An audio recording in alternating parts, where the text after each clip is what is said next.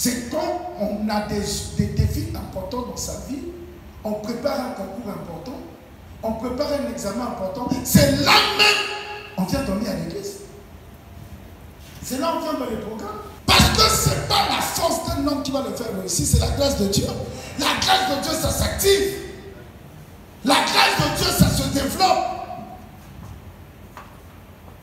Et Dieu a besoin de toi au pied de Jésus. C'est quand ça ne va pas dans nos vies. C'est là même on doit demeurer. On doit persévérer au pied de Jésus. Mais quand l'ennemi veut te terminer, quand tu es dans un problème, l'ennemi bloque ta mentalité et c'est là même qu'il t'éloigne de l'église, il t'éloigne des gens qui peuvent t'aider, il t'éloigne de l'homme de Dieu qui peut t'aider, il t'éloigne de la présence de Dieu et c'est là que tu vas voir, malgré que tu appelles Dieu à l'aide, ta situation va s'aggraver.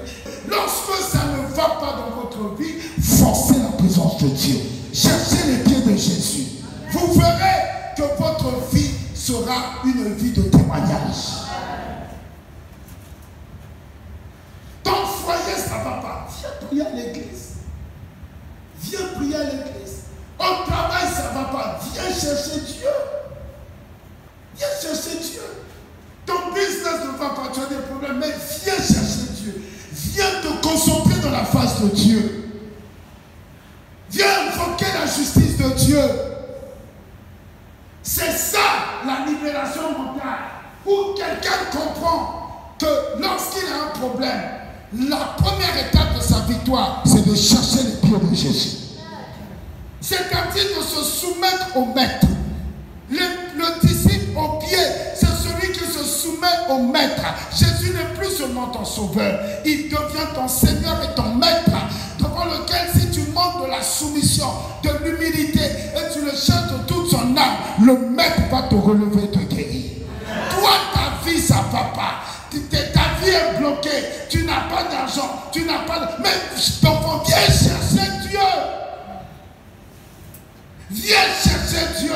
Il dit que si vous cherchez d'abord le royaume de Dieu et sa justice, quand tu vas prendre l'habitude, comme je vois des gens ici, des mamans ici, quand tu vas prendre l'habitude de sacraliser la présence de Dieu. Oh, sacraliser la présence de Dieu. C'est-à-dire, dès qu'il y a un programme, il y a un rendez-vous prophétique, toi tu es là. Tu sais ce que tu es venu faire. Tu n'es pas venu pour regarder quelqu'un, accompagner quelqu'un. Toi tu es là. Tu sais que c'est une opportunité pour toi. Quand tu vas prendre l'habitude de sacraliser la présence de Dieu, parfois tu as des problèmes. Tu viens ici toute la journée, tu pries et le soir tu repars à la maison. Parce que tu es à la maison là-bas, tu es assis. L'argent ne va pas venir. Ton problème va se débloquer. Tu vas regarder ton téléphone toute la journée pour qu'on t'appelle pour t'aider.